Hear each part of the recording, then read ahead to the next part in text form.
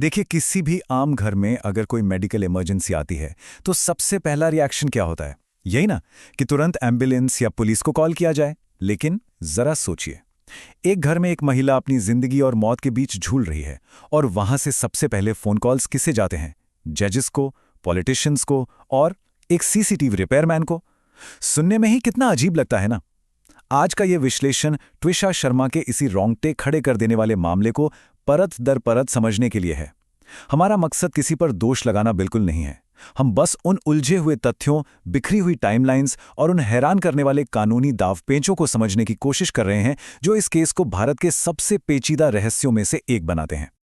अब इस सवाल पर गौर कीजिए, घर में लाश मिलने पर कोई एम्बुलेंस बुलाता है या सीसीटीवी मैकेनिक? घटना की उस रात जो बर्ताव सामने आया वो तुरंत एक बहुत गहरा शक पैदा करता है। एक तरफ घर में इतनी बड़ी जानलेवा इमरजेंसी चल रही है और दूसरी तरफ हॉस्पिटल भागने या डॉक्टर से संपर्क करने के बजाय घर के डीवीआर को ठीक करने के लिए एक मैकेनिक को बुलाया जा रहा है। मतलब उस वक्त सीसीटीवी फुटेज से ज्यादा जरूरी क्या हो सकता था?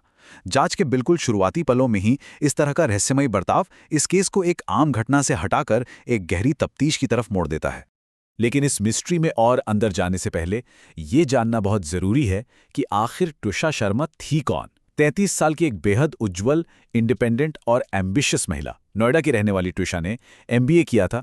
2012 में वो मिस पुणे रह चुकी थीं और मॉडलिंग की दुनिया में उनका एक बहुत ही सक्सेसफुल नाम था। एक शानदार करियर और एक बहुत मजबूत बैकग्राउंड। ये जानना इसलिए भी अहम है क्योंकि ये उनके सक्सेसफुल चमकते हुए जीवन और उस बंद कमरे में हुए उनके दुखादा अंत के बीच एक बहुत बड़ा कॉन्ट्रास्ट दिखाता है। आखिर ऐसी महिला जो अपनी जिंदगी में इतनी आगे थी, वो अचानक उस मुकाम पर कैसे पहुंच गई? ये पूरी कहानी एक खौफनाक मोड़ लेती है ठीक उनकी सगाई की पहली सालगिरह वाले दिन।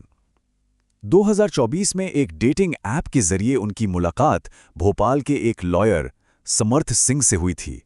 12 मई 2025 को दोनों की सगाई हुई और फिर दिसंबर में उनकी शादी हो गई। लेकिन ठीक एक साल बाद अपनी सगाई की पहली सालगिरह वाले ही दिन यानी 12 मई 2026 को भोपाल के कटारा हिल्स स्थित उनके घर की छत पर जिम्नास्टिक रिंग की रस्सी से ट्विशा का शव लटका हुआ मिलता है। जिस दिन जश्न मनाया जाना था उस दिन ये खौफनाक वारदात सामने आती है। अब आइए इस टाइमलाइन को समझते हैं। किसी भी अस्वाभाविक मौत में शुरुआती गोल्डन आवर्स सबसे अहम होते हैं। पुलिस इन्वेस्टिगेशन की नींव इन्हीं पर टिकी होती है। लेकिन यहाँ तो टाइमलाइन पूरी तरह से बिखरी हुई है। शाम 7:20 पर वो छत पर गईं।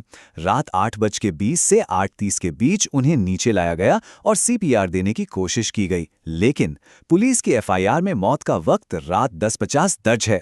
और सबसे चौंकाने वाली बात यह है कि उन्हें एम्स हॉस्पिटल लेट रात के 11:30 बज गए। छत पर जाने और हॉस्पिटल पहुंचने के बीच ये जो पूरे 4 घंटे का भारी अंतर है ना, ये अनगिनत सवाल खड़े करता है। आखिर इतने लंबे वक्त तक परिवार कर क्या रहा था?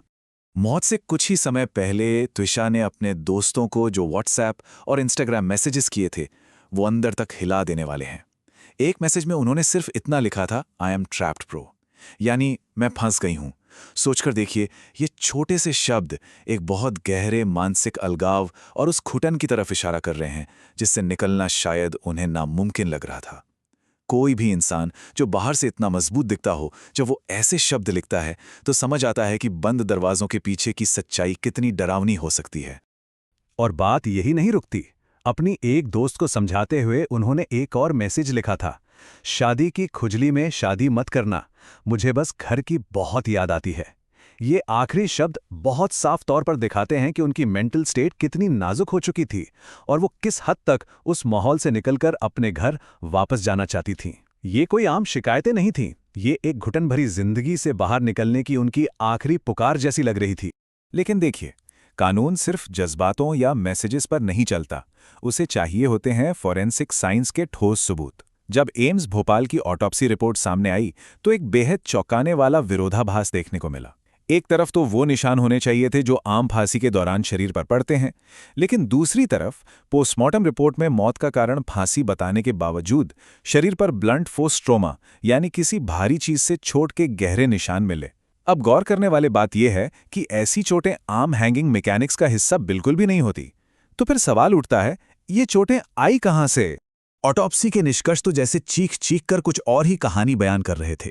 सिर के बाएं हिस्से में, जिसे मेडिकल भाषा में लेफ्ट फ्रंटोपराइटल रीजन कहते हैं, वहां गंभीर चोट के निशान थे। गर्दन पर खरोंचें थीं और सबसे अजीब बात, बाएं हाथ और कलाई पर नीले निशान पड़े हुए थे। किसी भी सुसाइड केस में कलाई पर ऐसे निशान अपने आप नहीं आते, ये अक्सर किसी संघर्ष या खुद को बचाने की कोशिश के दौरान बनते हैं। उसके साथ ही ये भी सामने आया कि मौत से लगभग 1 हफ्ते पहले उनका मेडिकल अबॉर्शन हुआ था। ये सारे मेडिकल फैक्ट्स मिलकर इस पूरी नैरेटिव को एक सिंपल सुसाइड थ्योरी से बहुत बहुत दूर ले जाते हैं। और जांच में एक मिसिंग लिंक तो ऐसा है जो किसी के भी गले नहीं उतरता। पुलिस का दावा था कि मौत एक नायलॉन की बेल्ट से लटकने के कारण हुई है, लेकिन जब एम्स के डॉक्टर ऑटोप्सी कर रहे थे तो पुलिस के इन्वेस्टिगेटिंग ऑफिसर ने वो नायलॉन बेल्ट मेडिकल एक्सपर्ट्स के सामने पेश ही नहीं की। ये एक बहुत ही बड़ी लापरवाही है। फांसी के किसी भी मामले में उस रस्सी या बेल्ट को दिखाना इसलिए बेहद जरूरी होता है ताकि उसके वीव पैटर्न यानी बुनावट को गर्दन पर पड़े निशानों से मैच किया जा सके। अब आप ही सोचिए, बिना उस बेल्ट को जांचे मौत का असली कारण कैसे पुख्ता हो सकता था। खैर, लोकल पुलिस की ये लापरवाहियां यहीं तक सीमित नहीं थी। पहला पॉइंट, पोस्टमार्टम के वक्त उस अहम बेल्ट का गायब होना। दूसरा, पुलिस के कागजी रिकॉर्ड और डॉक्टर्स की पोस्टमार्टम रिपोर्ट में विक्टिम की हाइट का बिल्कुल अलग अलग दर्ज होना। और तीसरा, इतने संवेदनशील और गंभीर मामले में एफआईआर दर्ज होने में पूरे 3 दिन का लंबा वक्त लग जाना। ये कोई छोटी मोटी गलतियां नहीं हैं। शुरुआती जांच में हुई ये भारी चूकें किसी भी केस की नींव को पूरी तरह से खोखला कर देती हैं और इंसाफ की प्रक्रिया को ही भटका देती हैं। जब इस मामले ने टूल पकड़ा तो 2 बिल्कुल अलग अलग कहानियां सामने आई। एक निष्पक्ष नजरिए से हमें दोनों को समझना होगा। एक तरफ विक्टिम के परिवार का सीधा आरोप था कि लगातार दहेज की मांग की जा रही थी, फिजिकल टॉर्चर हो रहा था और यहां तक कि जबरन अबॉर्शन का दबाव भी बनाया गया। वहीं दूसरी तरफ ससुराल वालों का, खासकर सास का, जो खुद एक रिटायर्ड जज हैं, उनका बचाव ये है कि अबॉर्शन विक्टिम का अपना निजी फैसला था, उन्हें पहले से मेंटल हेल्थ इश्यूज थे और उन्होंने अपनी ये स्थिति कई बार क्लियर भी की थी। इस पूरे केस में अगर कोई सबसे दिलचस्प और संदिग्ध एंगल है तो वो है सीसीटीवी फुटेज का। ससुराल वालों ने घर के कैमरा की फुटेज में से 2 दिन और 2 घंटे के गायब होने को बस एक सिस्टम एरर बताकर पल्ला झाड़ लिया।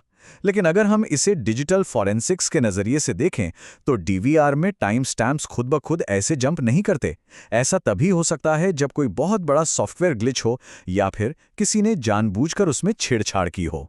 घटना की उसी रात सीसीटीवी मैकेनिक का वहां बुलाया जाना इस 2 दिन की गायब फुटेज को और भी ज्यादा शक के घेरे में ला देता है।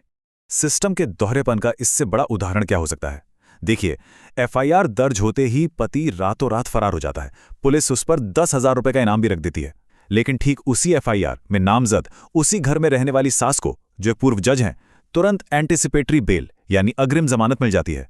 एक ही मामले में एक आरोपी को इनाम वाला फरार घोषित किया जाता है और दूसरे को तुरंत कानूनी सुरक्षा का छाता मिल जाता है। ये न्याय व्यवस्था के भीतर चल रहे दोहरे मापदंडों की तरफ एक बहुत बड़ा इशारा करता है। इन तमाम उलझनों और सवालों के खिलाफ परिवार ने कड़ी लड़ाई लड़ी। उन्होंने मुख्यमंत्री आवास के बाहर प्रदर्शन किए और इसका नतीजा ये हुआ कि बढ़ते दबाव के बीच मध्य प्रदेश सरकार को एक बड़ा कदम उठाना पड़ा। उन्होंने Delhi special police establishment act के सेक्शन 6 के तहत अपनी आधिकारिक सहमति दे दी। इस एक फैसले से लोकल पुलिस के हाथ से पावर निकल गई और इस हाई प्रोफाइल केस की जांच देश की सबसे बड़ी जांच एजेंसी सीबीआई को सौंप दी गई।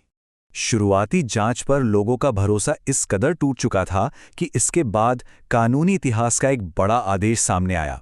विक्टिम के पिता की अपील सुनते हुए मध्य प्रदेश हाई कोर्ट ने निर्देश दिया कि दिल्ली एम्स के सीनियर डॉक्टर्स की एक टीम स्पेशल फ्लाइट से भोपाल जाएगी और एक दूसरी ऑटोप्सी यानी सेकेंड पोस्टमार्टम कंडक्ट करेगी। देश के कानूनी इतिहास में ऐसा कम ही देखने को मिलता है। ये कदम खुद इस बात का सबूत है कि पुलिस की पहली जांच और पहले पोस्टमार्टम पर से कोर्ट और परिवार का विश्वास पूरी तरह से उठ चुका था। और फिर देखिए क्या होता है। जैसे ही मामला सीबीआई के पास गया और दिल्ली एम्स की टीम इसमें शामिल हुई, एक बेहद सोची समझी लीगल स्ट्रैटेजी देखने को मिली। अचानक फरार चल रहे पति ने हाई कोर्ट से अपनी बेल की अर्जी वापस ले ली और पुलिस के सामने सरेंडर कर दिया। ये टाइमिंग अपने आप में बहुत कुछ कहती है। ये बिल्कुल साफ दिखाता है कि जब लोकल पुलिस की जगह केंद्रीय एजेंसियां कमान संभालती हैं तो आरोपियों के कानूनी दावपेच और बचाव का तरीका किस तरह रातों रात बदल जाता है। ये पूरा विश्लेषण, आज की ये चर्चा आखिर में हमें एक बेहद अहम और सोचने पर मजबूर कर देने वाले सवाल पर लाकर खड़ा कर देती है। अगर किसी घटना के शुरुआती घंटों में ही, जिन्हें हम गोल्डन आवर्स कहते हैं, रसूख और पावर का इस्तेमाल करके डिजिटल और फिजिकल सबूतों को मिटा दिया जाए या बदल दिया जाए, तो क्या बाद में आने वाली सबसे मॉडर्न फॉरेंसिक टेक्निक भी उस इंसानी और कानूनी चालाकी को हरा सकती है? जब नींव में ही गड़बड़ी कर दी गई हो, तो साइंस किस आधार पर सच साबित करेगा? ये एक ऐसा सवाल है जो हमारे पूरे क्रिमिनल जस्टिस सिस्टम को कटघरे में खड़ा कर देता है। अगर आपको भी ऐसे ही फैक्ट्स, फॉरेंसिक डिटेल्स और ठोस सबूतों पर आधारित गहराई वाले विश्लेषण पसंद है, तो @साच इंडिया यूट्यूब चैनल को तुरंत सब्सक्राइब करें। हम ऐसे ही पेचीदा मामलों की हर एक परत को साइंटिफिक और लॉजिकल नजरिए से आपके सामने लाते रहेंगे। इस तरह की नॉलेज पैक डिस्कशन से लगातार जुड़े रहने के लिए अभी सब्सक्राइब करें और हम मिलेंगे आपसे अगले विश्लेषण में।